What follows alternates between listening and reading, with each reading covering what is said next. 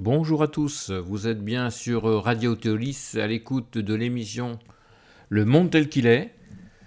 Comme chaque semaine, nous allons traiter d'un sujet de géopolitique. Tel est le thème de notre émission depuis maintenant 36 éditions, c'est la 36e aujourd'hui, et je souhaitais la consacrer aux enjeux géopolitiques des crypto-monnaies. C'est un petit peu compliqué peut-être, mais on ne se refuse rien et on sait qu'on a une telle qualité d'auditeur à Radio Théolis que ça ne nous fait pas du tout peur d'évoquer des sujets qui sont peut-être un peu plus compliqués que d'habitude en matière technique. Mais on va évidemment rester tout à fait à la hauteur de nos enjeux géopolitiques sans rentrer dans des dimensions trop complexes. Donc on peut commencer par dire que actuellement en 2025, ces monnaies virtuelles ne sont plus de simple curiosité. Bien sûr, on en entend parler beaucoup. Peut-être certains d'entre vous les manipulent déjà, investissent, etc. Mais ce n'est pas du tout la majorité des populations, même en pays occidental, en zone occidentale, pardon. Et donc, ce ne sont plus simplement des idées un petit peu modernes, technologiques, mais ce sont de véritables acteurs du jeu de pouvoir mondial. Et c'est en ça que cela nous intéresse pour notre émission qu'on consacre à la géopolitique. Donc, pendant ces 20 ou 30 minutes que nous consacrons chaque semaine, je vous propose d'explorer comment ces innovations monétaires, ces innovations technologiques, elle bouleverse les équilibres géopolitiques traditionnels entre la révolution ou les révolutions qui nous sont promises et puis donc l'apport de toutes ces technologies et sa part de noirceur aussi avec des manipulations qui sont aujourd'hui avérées et que tout le monde ne peut pas ignorer. Donc en premier chapitre de notre émission, je vous propose on va évoquer tout ce qui concerne la redéfinition de la souveraineté monétaire, puisque bien sûr, ma foi, les crypto-monnaies, ça reste une monnaie. Le Bitcoin, donc, lui, il a été créé en 2009 comme une alternative au système bancaire traditionnel, et il est devenu en 16 ans, déjà 16 ans, me direz-vous, un instrument géopolitique tout à fait majeur. Sa valeur, alors qu'elle a été longtemps contestée en matière de stabilité, sous-entendu, ce que je souhaite dire par là, c'est qu'elle a beaucoup progressé, mais certains prédisent souvent des crashs, mais en vérité, sa valeur, elle a récemment franchi le seuil historique des 100 000 $, le Bitcoin, consacrant les années 2024 et 2025, donc aujourd'hui, comme une période charnière pour les crypto-monnaies. Cette ascension qui est fulgurante, évidemment, s'inscrit dans un contexte de remise en question du système monétaire international. On a déjà évoqué dans nos précédentes éditions la dédollarisation ou la guerre sino-américaine, commercialement parlant, etc., etc. Les crypto-monnaies, donc, elles représentent aujourd'hui un défi direct à la souveraineté monétaire des États. Selon l'ouvrage Géopolitique des crypto-monnaies de Madame Nancy Gomez, près d'une centaine de banques centrales étudient actuellement les applications et les conséquences de ces monnaies numériques. L'enjeu, ma foi, il est de taille parce que la remise en cause du rôle des banques commerciales traditionnelles et l'affirmation d'une souveraineté monétaire numérique sont en jeu, encore une fois, dans cette affaire. Alors face au bouleversement géopolitique actuel, les banques centrales donc accumulent de l'or, tandis que les BRICS, donc les BRICS on a évoqué déjà ce sujet, c'est le Brésil, la Russie, l'Inde, tous les pays non alignés qui cherchent activement une alternative au dollar américain. On l'a évoqué à l'instant, je le disais, la dédollarisation. Dans ce contexte, évidemment, le Bitcoin peut être vu comme une alternative. Il pourrait peut-être s'imposer comme un nouvel étalon monétaire international. Tout est la question. Tout est résumé dans cette question, pardon. Et cette question, elle n'est plus simplement théorique aujourd'hui ou fantasmagorique, quand on observe que certains pays envisagent désormais d'adopter les crypto-monnaies comme des véritables actifs de réserve. Alors, quand on dit certains pays, il y en a un tout particulièrement qui s'intéresse, qui peut être nommé dans le cadre de ce que je viens de dire. Il s'agit du Salvador. Aujourd'hui, le Salvador peut être considéré comme le laboratoire de la souveraineté des crypto-monnaies. Alors, que vient faire le Salvador là-dedans ? Eh bien, il reste l'exemple pionnier d'un État qui a fait du Bitcoin une monnaie à cours légal. Cette expérience, observée de près par la communauté internationale, elle pourrait très bien inspirer d'autres nations qui chercheraient à s'émanciper de la tutelle du dollar américain. Et on sait que, pour l'avoir étudié dans nos différentes éditions du Monde tel qu'il est, on sait que ces pays sont nombreux, que personne n'a envie de rester sous une tutelle lourde du dollar américain, en particulier actuellement, sans que ce soit le sujet du jour, avec le comportement du président Trump qui est obsédé par les tarifications douanières. Bref, qui mène donc des guerres à beaucoup de pays, y compris ses anciens alliés. Bref, les crypto-monnaies, elles offrent ainsi une opportunité stratégique de diversification pour les pays désireux d'affirmer leur indépendance financière. C'est clair et net. Alors maintenant, justement, évoquons les grandes puissances occidentales face à la révolution donc des crypto-monnaies. Tout d'abord, on va s'intéresser aux Américains. En particulier, comme je viens de l'évoquer, la stratégie américaine et l'effet Trump, donc l'effet actuel. L'effet actuel, il vient de l'élection de Donald Trump à la présidence des États-Unis, qui a radicalement transformé l'approche américaine des crypto-monnaies.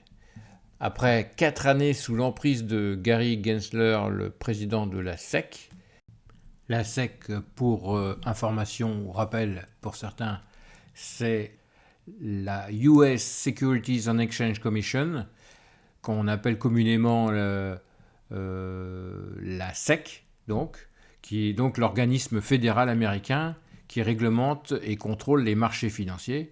Son équivalent en France, je l'évoquerai un petit peu plus tard dans mon exposé, c'est l'AMF, l'autorité des marchés financiers, qui régule. Ce sont des organismes totalement indépendants des États, autonomes, et qui régulent donc tous les marchés financiers, toutes les actions qui sont menées sur les marchés financiers nationaux en l'espèce. Et donc cette SEC, elle est ouvertement hostile aux cryptos. L'administration Trump a opéré un visage à 180 degrés pour le compte des Américains. Parmi ses premières décisions figure la nomination de personnalités favorables à la blockchain à la tête des instances de régulation et l'instauration d'un cadre réglementaire propice au développement des actifs numériques. Trump a même évoqué la constitution d'une réserve stratégique nationale de Bitcoin, qui est en fait un signal fort envoyé au marché mondial. Cette nouvelle politique a déclenché un afflux massif d'investisseurs institutionnels et de fonds souverains qui voient dans cette dynamique une opportunité unique de diversifier leur portefeuille.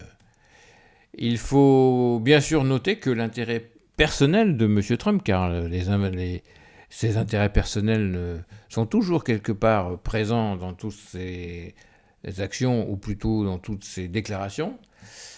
Donc son intérêt personnel pour les crypto-monnaies est plutôt récent, et bien entendu un chouïa opportuniste, lui ayant d'ailleurs permis de lancer sa propre crypto-monnaie, le dollar Trump, tel qu'il l'appelait.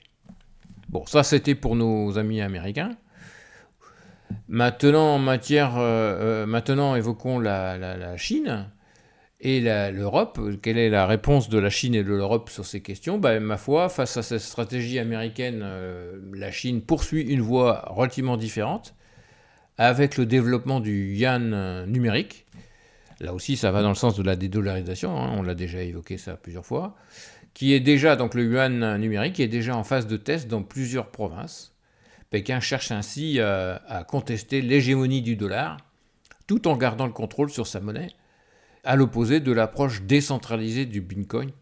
L'Union européenne, de son côté, prévoit l'introduction de l'euro numérique d'ici 2027, mais elle doit composer avec un scepticisme croissant de certains États membres européens concernant l'efficacité et la sécurité d'un tel projet commun, évidemment. C'est aussi toujours la problématique des États de l'Union européenne. Voilà ce qu'on pouvait dire sur, ma foi, l'état de l'art ou la pensée au sein des grandes puissances économiques que sont l'Europe, la Chine et les États-Unis. À présent, comme je l'évoquais dans mon insipide, dans l'introduction de mon propos, on va évoquer tout ce qui concerne la partie un peu plus sombre reliée aux crypto-monnaies, avec un certain nombre de manipulations ou de fraudes qui sont connues ou évoquées. La face sombre donc, de cette révolution monétaire, comme je le disais, est l'explosion des fraudes et des manipulations. Selon le rapport Chainalysis 2025, la criminalité liée aux crypto-monnaies a atteint le niveau record de 51 milliards de dollars en 2024. Les criminels ont perfectionné leur technique en exploitant désormais les stablecoins qui représentent 63% des transactions illicites, la finance décentralisée et des stratégies de fraude dopées à l'intelligence artificielle. L'époque des hackers solitaires semble bien révolue, puisqu'ils ont réussi à être tracés, et donc ils sont remplacés par des réseaux cybercriminels beaucoup plus organisés, professionnels et parfois même liés à certains États. Le rapport SumSub révèle que la fraude dans le secteur des cryptoactifs a bondi de 48% et représente désormais 2,2% de l'ensemble des tentatives de vérification à l'échelle mondiale. Et la falsification de documents constitue à elle seule 31% des cas détectés, soulignant la sophistication croissante des tentatives frauduleuses. Alors évidemment, toutes ces problématiques, même si elles peuvent nous paraître un peu complexes dans leur réalisation, elles sont autant de préoccupations pour les États et donc des préoccupations géopolitiques pour revenir au thème de notre émission. En effet, ces fraudes massives soulèvent des inquiétudes géopolitiques majeures, notamment concernant le blanchiment d'argent, problématique mondiale, et le contournement des sanctions internationales également. La question du financement du terrorisme, par exemple, et des activités illicites transfrontalières reste également préoccupante. Et voilà, et tout ça, ma foi, ce sont des problématiques qui favorisent l'utilisation des crypto-monnaies. Alors maintenant, avant d'évoquer un petit peu la conclusion de notre émission, évoquons ce que sont, ma foi, les tendances émergentes pour 2025. En effet, là aussi, plusieurs tendances se dessinent pour l'avenir proche des crypto-monnaies sur la scène internationale. En premier lieu, on évoque une intensification des besoins en infrastructures sécurisées alors que les attaques se multiplient et se sophistiquent. La deuxième tendance 2025, c'est l'arrivée de nouveaux ETF basés sur des crypto-monnaies alternatives comme Solana après le succès des ETF Bitcoin. Alors, vous allez me dire, qu'est-ce qu'un ETF ? Eh bien, je vais vous expliquer ça très simplement, quoique ce ne soit pas évidemment une notion simple, parce qu'elle est très nouvelle pour beaucoup d'entre nous, et je vais utiliser la définition que nous donne l'autorité des marchés financiers française, l'AMF, qui est la suivante. Donc, une ETF, qu'on appelle aussi fonds indiciel, ou aussi, dans le langage des jeunes bitcoiners, des trackers, ce sont des fonds qui sont cotés en continu et qui cherchent à suivre le plus fidèlement possible l'évolution d'un indice boursier à la hausse comme à la baisse. Voilà. Ça, c'est la deuxième tendance avec l'arrivée de plusieurs nouveaux ETF de ce type. La troisième tendance, c'est le développement de bots de trading crypto propulsés par l'intelligence artificielle, transformant les dynamiques de marché. Donc là, ce sont des automates qui vont faire du trading automatiquement et grâce à l'utilisation de l'intelligence artificielle. Et donc ça, évidemment, c'est aussi une évolution importante qui peut avoir des conséquences mal prévues. Dernière tendance actuelle, la généralisation des stablecoins comme moyen de paiement internationaux avec des implications géopolitiques majeures. Là aussi, il est nécessaire que je vous indique un peu mieux ce que sont les stablecoins. Ce sont des crypto-monnaies, donc une forme de crypto-monnaie qui est conçue pour suivre la valeur d'un actif comme une monnaie fiduciaire par exemple, telle que le dollar ou l'euro, ou encore des actifs tangibles. Au fil des années, les stablecoins sont devenus un élément central de l'écosystème crypto, par nature, j'allais dire, grâce à la stabilité qu'ils apportent dans un marché qui est évidemment très volatile. Donc l'idée, c'est d'avoir une monnaie, une stablecoin, une crypto-monnaie qui soit, j'allais dire indicée, mais pas tout à fait, qui soit reliée à un actif tangible, donc comme l'est une des grandes monnaies internationales, comme le dollar ou l'euro. Voilà ce que l'on pouvait dire sur le rôle de la crypto-monnaie en termes de géopolitique et puis de se mettre un petit peu à niveau sur les tendances actuelles. Je vous propose maintenant, avant de conclure notre émission, la conclusion de ce sujet.